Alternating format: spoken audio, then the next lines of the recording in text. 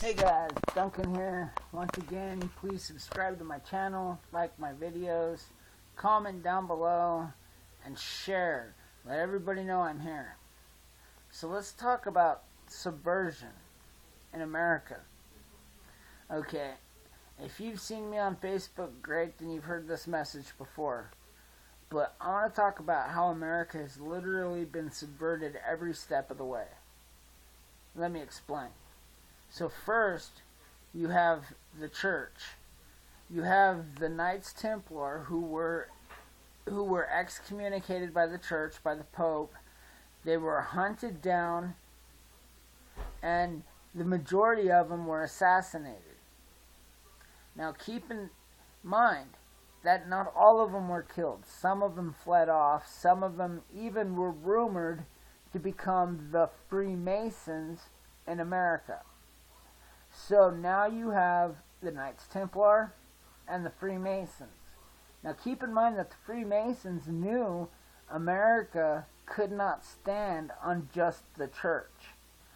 They knew that the church was a good foundation, but it needed allies. It needed help financially. It needed backers and resources. So the first thing they did, and the first people they called is the French. Because the enemy of my enemy is my friend. So they call up France, and they begin making up a peace deal, a treaty. France offers to help. Suddenly America has its first ally, because France and England have fought for years. They're mortal enemies. Now, during this allegiance, during this fight, the French may have introduced these Freemasons to the concept that it's going to take finances, trade.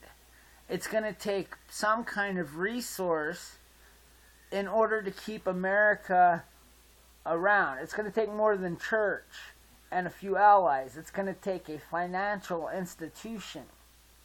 So what they do is they go out and they get to these trade companies, and they start making deals with these trade companies. And here's the irony. Here's the part that nobody understands. These trade companies own the slave ships that the British were using for the slave trade. They own the slave ships that many nations and empires were using during that time for the slave trade. So then here comes America, a brand new face on the place, and these trade companies say, hey, if we help you out, will you create a new slave trade in America? Now, America knows that they could use this help, that this is a surefire way to end the war. Now, what I think is these are the same slave trade, the same people that own the ships are the same people who leased them out to the British. So I think these trade companies, or these deep state international business companies, essentially told Britain, hey, it's in our best interest for you to leave America alone, so cease and desist. I believe this is why the most powerful military on the planet at the time just happened to win that war, or just happened to leave and lose this war. I don't think America won it the way that we all believe. I think Britain left because they essentially owed favors to these trade companies, the same trade companies that own their slave ships. Now, everything's great until the Civil War. The Civil War, at the end of the Civil War, this was when slavery was abolished. No longer was the slave trade allowed or legal in America. The people spoke. Well, here's the funny thing. The very first people that made the arrangements for the slave trade, that made arrangements with these trade companies, they're sitting on the outside saying, well, I thought you guys had deals with us. Now what are you going to give us? Because if you're not giving us a slave trade, we helped build you guys. So I think this is when the financial institutions started. This is when the Yale universities began teaching kids how to become tycoons like their fathers. Many of the financial institutions and began popping up inside of America shortly after this time. These are international business markets, stock markets, trade markets. They all start popping up in America shortly after. Now, in 1824 or 7, something like that, the Skull and Bones was created, a secret society inside Yale University. Now, this secret society housed almost every one of our presidents. This secret society taught our youth at the college level how to become rich, wealthy tycoons. And what it was these people were placed all over in certain jobs, and they were taught how to do them productively, and they were taught how to become the elite, the upper class. Now, suddenly, they're realizing that the American people are starting to speak. The American people are becoming prideful. They're wanting their rights. Now, the American people are voting, which oftenly results in big business going down. So, for the fear of the American votes being, commanded by the American people instead of the big money that is making everything run around, these people, these deep state, big business, big bankers, they open up to this new idea. In the 1930s, the communist subversion began. This is when many of our colleges began filling up. These are the same universities with the secret societies and with the youth being raised to become tycoons in the business world. Well, now you have these communist subversion popping up. The communist subversion was the beginning of the Lawyers Guild.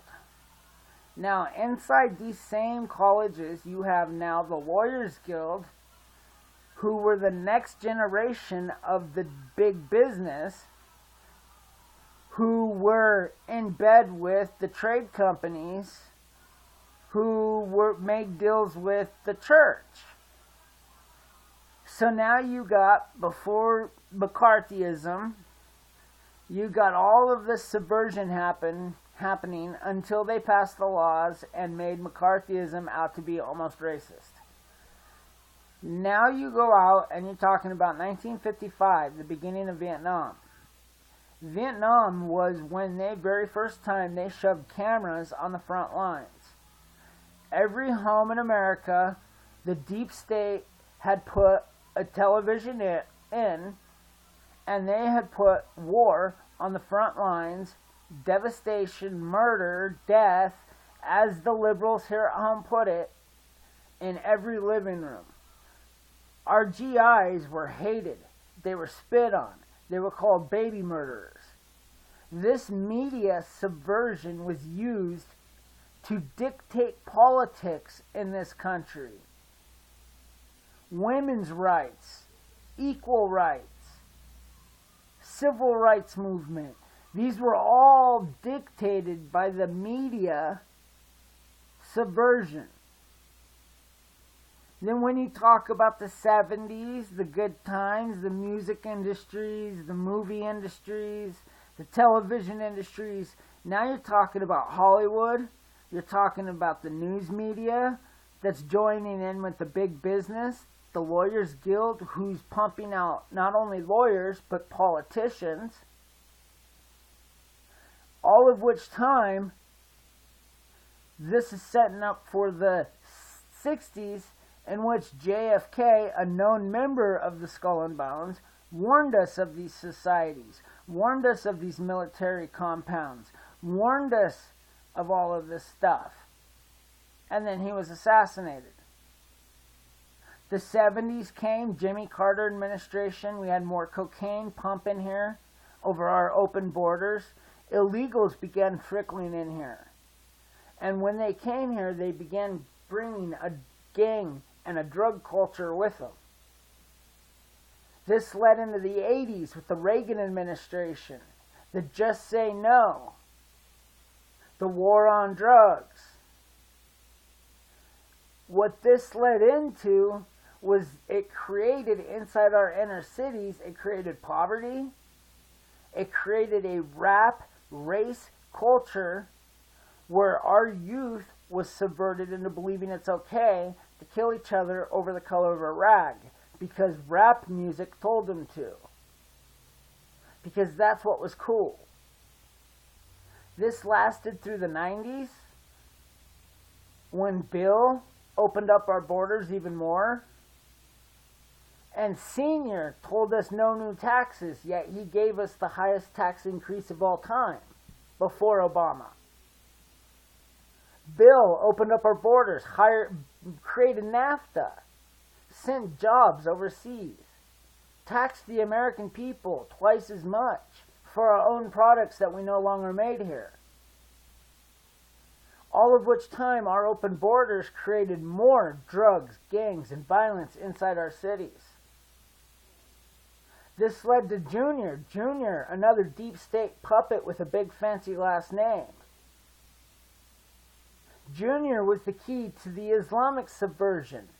He was the key to September 11th. He was the key to watching and allowing us to go to war with the Middle East, which created a need for a refugee program from the Obama administration.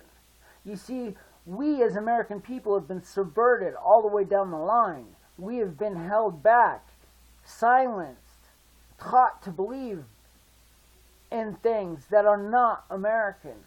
And as you look around today, you see all these different cities of sanctuary. You see these cities of Islam, Sharia. You see these cities of illegal immigration. You see these cities of corrupt deep state politicians and big family names. And you wonder, where has American gone? What happened to us? Well, that's simple. We, the people, have been subverted every step of the way.